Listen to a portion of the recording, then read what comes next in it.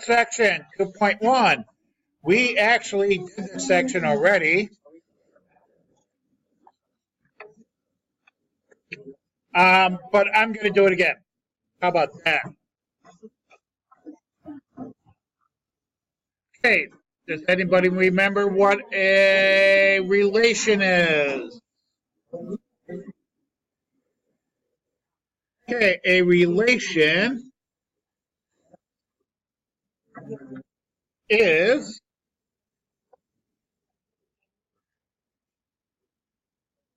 a set of pairs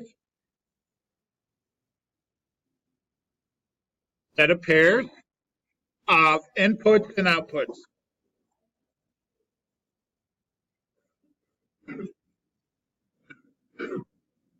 Now, what's an input? That's right, your x values. What's an output? Your y values. So, a set of pairs. So if I have 2, 3 and 3, 4, guess what? I have a relation. All right, let's see, what else we got here? Input values. What are the input values? That's right, your x values.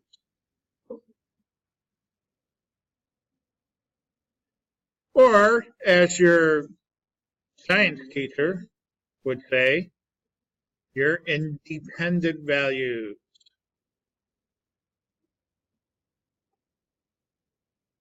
Okay, and we got another one here. So that's your x values, right? It's your domain.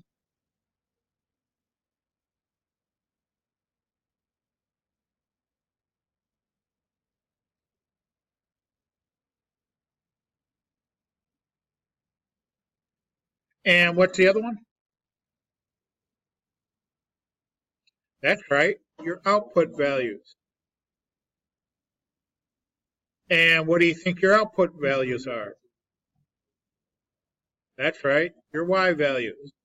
Or, as your science teacher would say, your dependent values. Okay, why would you call the x values independent and the y values dependent? Are these like students, and this would be like parents?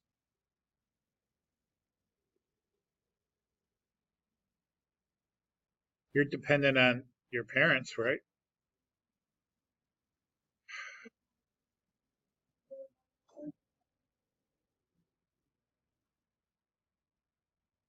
Because whatever your okay, let's do this. How about your student and your teacher? You are dependent on whatever the teacher says, right?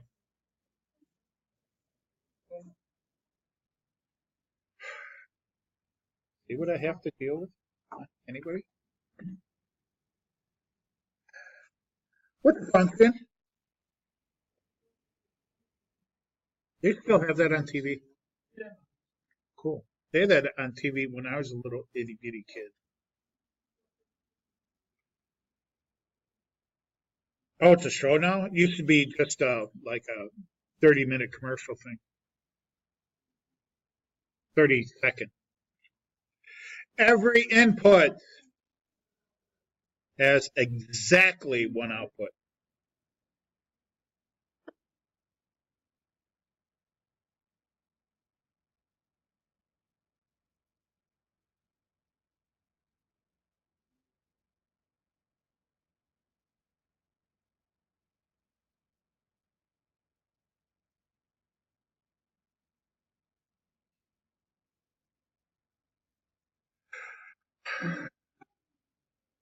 I'm fine. How are you? Now, to us, like dependent people, what does that mean to us? I have to care for you and tell you what to do and all the definitions and do your quizzes and tests. Well, this actually means, in the simplest form, No repeating x's.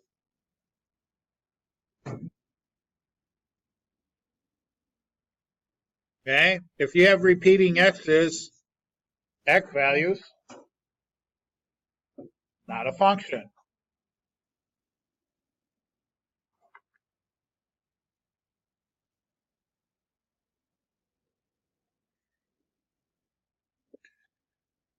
All right, so how do we visualize this? There's 4 ways we can visualize functions, or non-functions actually. A graph, that's one of them. What's showing here? What are these called? Map diagrams?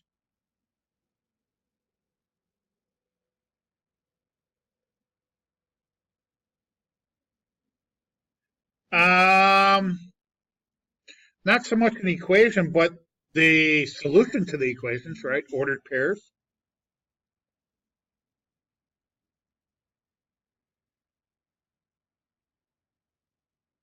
There's one more. Graph, diagrams, ordered pairs, map, graphing. Oh, they still teach t-shirts. You guys know what a t-shirt is? I think they just call them good old-fashioned charts now. Okay. Let's look at some examples. We're supposed to determine whether these are functions or not. Now, remember the definition. Exactly, every input has exactly one output. In other words, no repeating x values. Nathan, do I have a repeating x value in number 1? No? Where does -3 map to? No, this is inputs are x. X, y. So no repeating x values, right? What? Follow me here. -3 goes to 1 goes to, and 1 goes to. So did my x just repeat? Did my x repeat? Okay, so is this a function?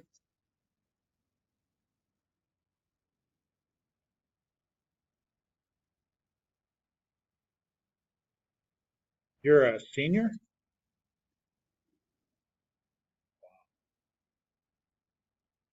Wow. Amazing. How about number 2? The x goes to y, 1 goes to 1, 3 goes to 1, 4 goes to -2. Any repeating x values? Nope, it's a function.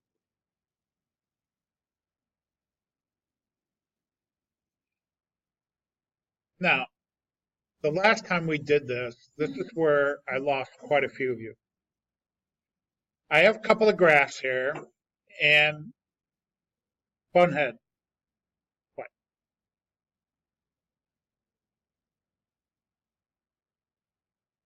No, you're not. Okay, so, no, he's not.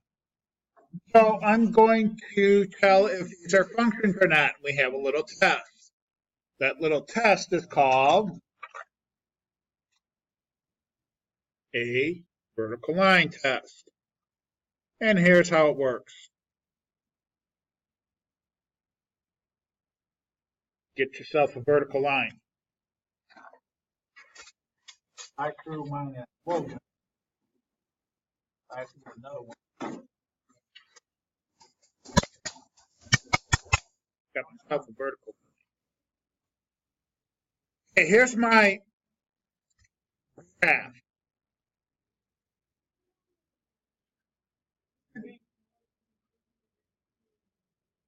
I thought that was one Thursday. Oh, thank God you're listening to the weather app, because guys, God forbid you should listen to me. All right, vertical line test.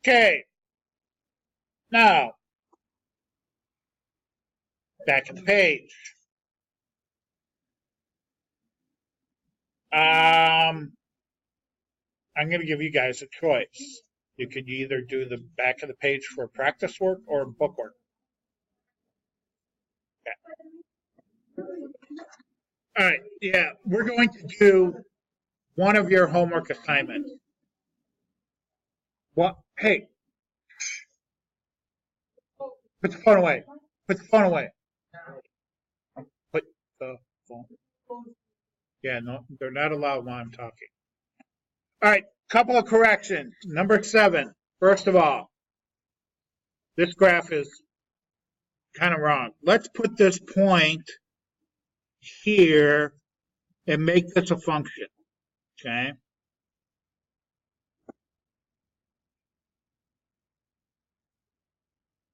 Make it a little easier for you guys. Okay, I'm just moving this point from negative 6.5 to negative 8. Okay, I can do that because I'm the teacher and you guys are the grasshoppers. All right, and somebody said, well, hey, let's do number 6. That sounds really like a good idea. All right, well, let's check this. Here's my graph. It's kind of a curved line. They're going up. So, bless you, my son. All right, it looks like we have at least one asymptote here, a boundary line, right, where this doesn't cross. It looks like it kind of tries to get to this line, but never crosses it. That's called a asymptote or a boundary line, right? And the equation for that vertical line is what? That's right, x equals 7. Boy, you guys are smart. Okay, now it looks like we have another boundary line. Looks like maybe a horizontal asymptote here. It almost starts on this line, but never quite reaches it, right? And what's the equation of this line?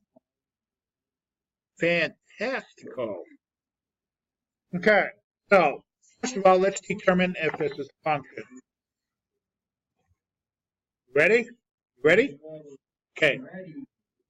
1 point, 1 point, 1 point, 1 point, 1 point, 1 point, 1 point, 1 point, 1 point, 1 point, 1 point. 1 point, 1 point, 1 point, 1 point, 1 point, 1 point, 1 point, 1 point. 1 point, 1 point, 1 point, 1 point, 1 point. Ooh.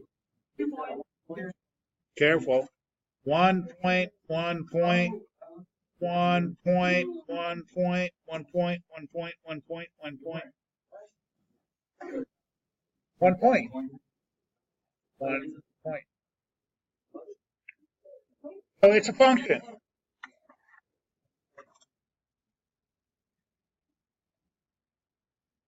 Now let's determine our domain and range.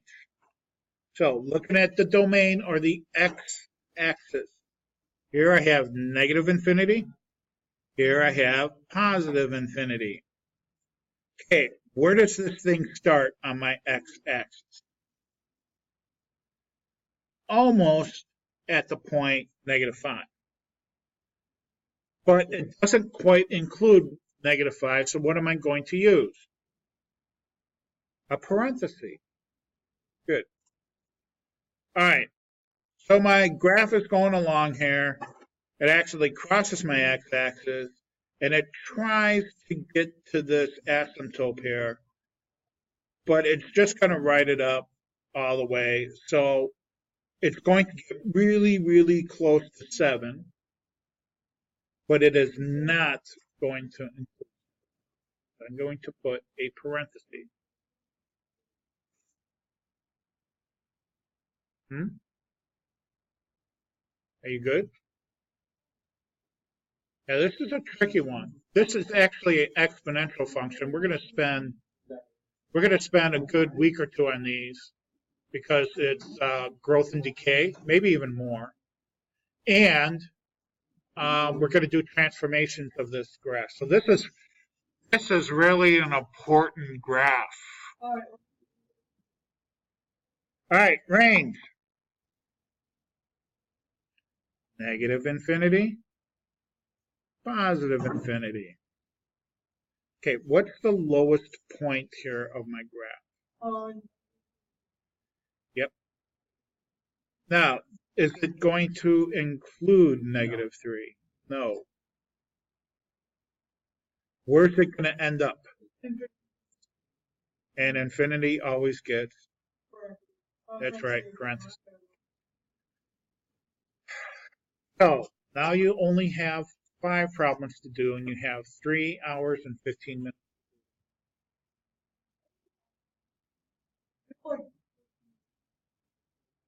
When do you get out of school? Oh. So you get that much time, 3:30. Okay? You should be able to finish before you leave today. Which one? That one? I kind of drew.